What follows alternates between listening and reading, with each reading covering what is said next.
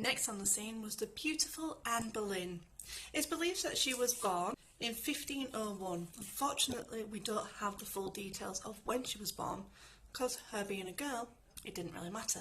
Her parents were Sir Thomas Bullen, Earl of Wiltshire, and her mother was Elizabeth Howard.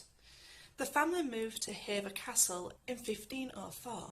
As Anne grew up, she was sent to Burgundy in France in 1513, to the court of Margaret of Austria. Anne and her sister Mary were sent to wait on the Queen of France and learn how to be a courtier in the French way. Her sister Mary returned to England a lot sooner than Anne did, and this is apparent from the letters that she actually sent to her father, written in French. It was encouraged for her to learn everything in the French way. Anne returned to England in 1522, and a year later, in 1523, she joined the household of Henry VIII and his wife, Catherine of Aragon, being one of Catherine's ladies-in-waiting. Whilst in the Tudor court, unfortunately for Anne, she caught the attention of Henry VIII, though Anne herself wanted to marry a gentleman called Lord Henry Percy. This information devastated Henry to the point that he refused to allow them to be married. Henry Percy was banished from court, and so was Anne. She was sent back to her home in Hever. By 1527, Anne started to receive letters from Henry VIII declaring his love for Anne and how she was a beauty and how he couldn't get her off his mind and how wonderful and fantastic and brilliant she was. Eventually she started responding to these love letters, saying lovely words herself towards the king, but whether she genuinely loved Henry, that's a completely different story. I suppose one can't say no to a king. Anne was no fool though. Instead of being one of Henry's mistresses, like she'd seen him do to her sister, she decided to aim higher. She said she would only get with him if he made her his queen. This resulted in the battle between his two wives and whether or not she could be his queen or not, to the point of him splitting from the church in order to be able to have Anne for himself. Eventually Henry got his own way.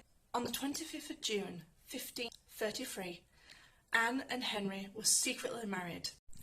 Then on the 23rd of May, 1533, Henry's marriage to Catherine of Aragon was considered null and void, and his divorce was finalised. Anne thought now that the prior wife was no longer on the scene, this would mean her life would be safe and secure. How wrong she was. She eventually gave birth to a daughter, Elizabeth I. The announcement of having a baby girl was a disappointment, but wasn't that big of a deal, because with Anne being young, it meant that she could still have more heirs, more children. Unfortunately, every other child she has ends up being stillborns.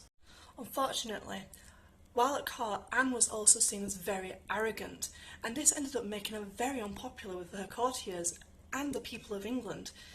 Not only was she unpopular, but she wasn't producing a male heir. Her life was at risk. In 1536, Anne's longtime rival dies, and ultimately Anne's safety dies along with her. Henry, being fed up and bored of his arrogant wife, and his interest ended up going towards another. Unfortunately for Anne, she couldn't get divorced to him, so in order for him to be able to get with his new love, he had to dispose of her. Accusations were made that Anne Boleyn had been committing adultery and had been having affairs with many men of her court, including one being her brother. The men that Anne had apparently had adulterous affair with all got arrested and sent to the Tower of London, and Anne herself ended up joining them only a few days later, going towards the tower that originally she'd gone to in order to be crowned. On the 17th of May, 1536, Mark Smeaton, Henry Norris, Francis Weston, William Brereton and George Boleyn were all executed for having an affair with the Queen of England. Whether that is true or not, I personally don't believe she ever committed these supposed sins. On the 19th of May 1536, Anne met the same fate. The only difference was Henry had hired a French swordsman to chop off the Queen's head. It is said when she was beheaded, her lips carried on speaking as if in prayer. 11 days later, Henry married his third wife, Jane Seymour.